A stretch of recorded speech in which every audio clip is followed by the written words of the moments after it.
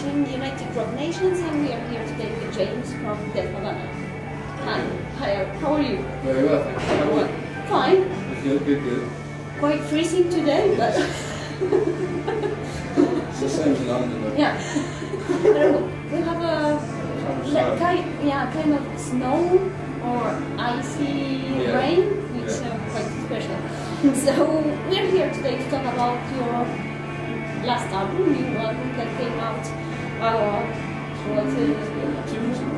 27th of January, right? Yeah. All these countless nights. So between this album and the one before, it has been 4 years. Long time. Yeah.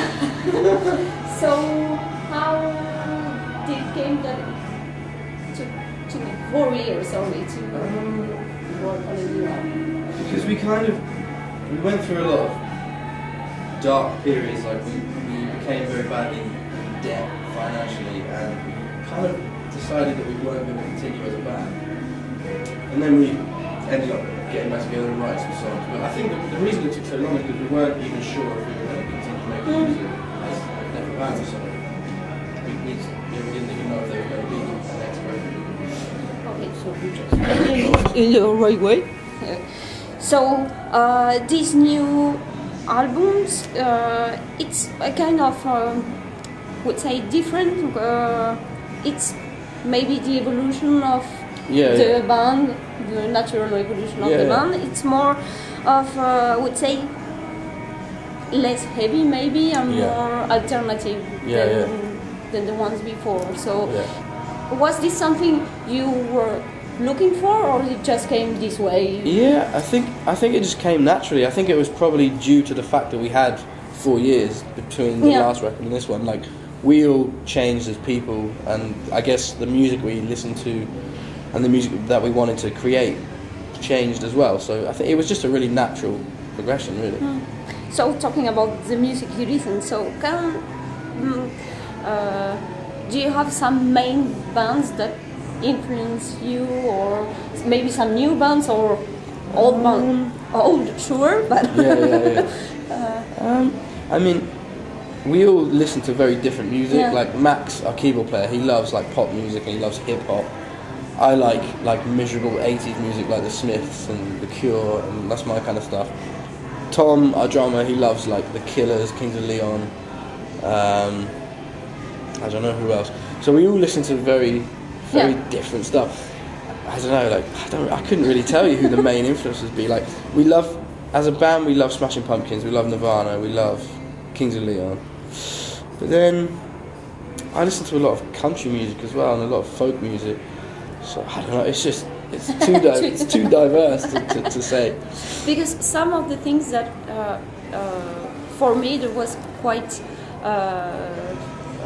particular in your music is the harmonies in the choir parts. Yeah. So it's very special for not all the bands now. Yeah, you're right actually. So I think that comes from country music, because a lot of, not old country music, but a lot of like new kind of folky singer-songwriter country music has a lot, it's like almost like a gospel element to it, and I think that was a big influence on me, because I love to hear that like almost churchy sounding harmonies. I love that. So I think that's probably where it comes from. So this new album, if I'm right, it's #1 on iTunes album chart. Yes. So it's pretty crazy. It was. That's unexpected, I suppose. Very, very unexpected. I don't know how that happened, but it's amazing, really. So how do you deal with this? Is something that you have more people that ask you to meet you, or for now nothing changed till now?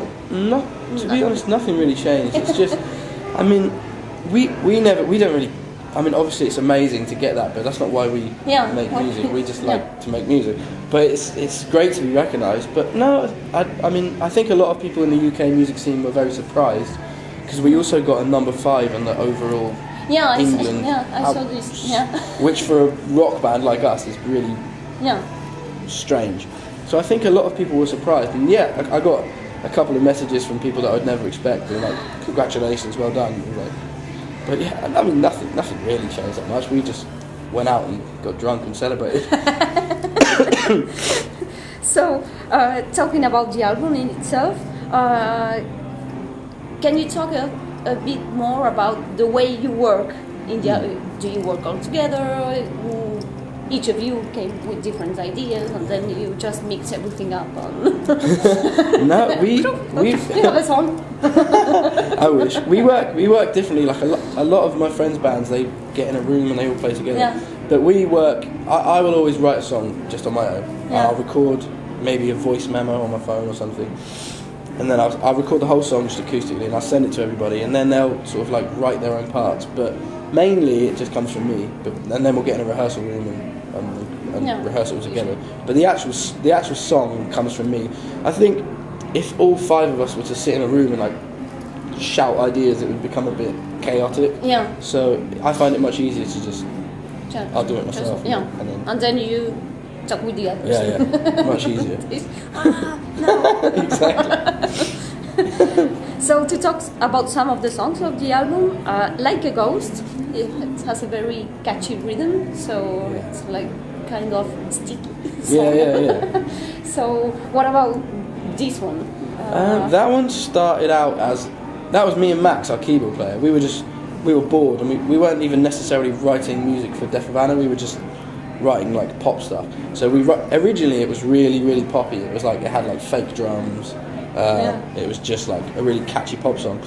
And then we decided we weren't going to use it, but then we decided that we really liked it, so we got together and like jammed it out. And I think it ended up sounding a bit more like Red Hot Chili Peppers, but it still has that like poppy chorus. But originally it was way too pop to be on our record. Yeah. But we liked it so much we wanted to change it. But yeah. To talk about another song, it's maybe more progressive, England. Yeah. So my first question, why this title? It's quite strange to see a song with the name of a country. So because I have a very different view about England than people would probably think I do. Like I don't like England that much. I live in London and nobody's English. Everyone's like my girlfriend and all of our friends are from Colombia. Loads of my friends are, I don't know, Italian or French or whatever. So I'm surrounded by people that aren't English, and I love that because I feel like English people can be very narrow-minded and very unwelcoming of other people from other countries, and I don't want to be associated with that. So I got very frustrated about that, and that's what the song's about, just feeling kind of embarrassed to be English. Okay, so kind of criticism to the British society. And another one that has harmonies, being very nice harmonies, is Sing. Well, maybe this explains why. Yeah. So, what about this song? This song was. The lyrics aren't that good to it. It was more. I wrote that riff and I just thought it would be cool to write a song around it. I think I stole it from Smashing Pumpkins. It sounds like that. But the song is basically about the time we spent when we didn't want to be in a band anymore, and the fact that we got back together. But it was more just because we wanted to play that riff live, because it's still the most fun song to play live. It's just really good fun. I love it. So you're talking about going live. So your tour is starting next week, if I'm right? Yes, in the UK. In the UK. Yeah, and then we come to Europe. And in March? In France, we will 23rd be 23rd of February. I said March? March. Maybe. Just. I'm sure. Yeah, I think it's March. Maybe March. 23rd of March. So, you just talk about Sing. It would be cool to play it in live. So. You definitely will. Do you think you have some songs that are more? I won't say more, but maybe made to be played live. Yeah, definitely. Yeah, there's definitely some songs which don't work live, but you don't know until you try it.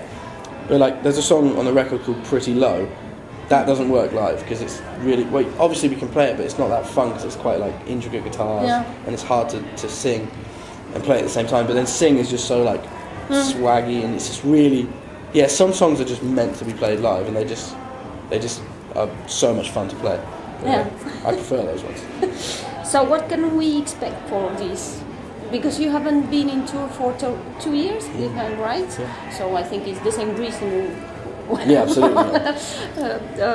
So do you plan to maybe because of the great welcome you have with the album, maybe you will tour longer than you have planned to? Yes, or?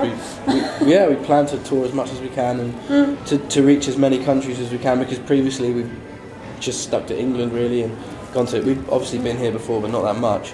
So yeah, we're just going to try and reach as many people as we possibly can and have fun doing it, because we're, like you said, it's been 2 years since we've toured and we're just so happy to be able to go out and play again. It's going to be great. And just to finish, just for my curiosity, why the name of the... It's the worst band name ever. There's no fun story behind it. It's just like that. It doesn't mean anything. It's just, when we first started the band, when we were 15, my friend who used to play guitar, he just came up with the name and we were like, yeah, all right, we'll use that. And here we are 10 years later and we still haven't changed it. And it's just... Well, at least it keeps in mind. So at least that's the only good thing. It's memorable, but other than that, it's a terrible name, isn't it? We should have changed it. Oh. Yeah, but maybe it's a reason why you have chosen this name. Maybe. Okay, thank you very much. Thank you so much. And best of luck for the tour coming just next week, and see you maybe in Paris in February or March. I don't know. It's March. March. Okay. Thank you very much. Thank you so much. What's up? This is James from HAVANA, and you're watching United Rock Nation.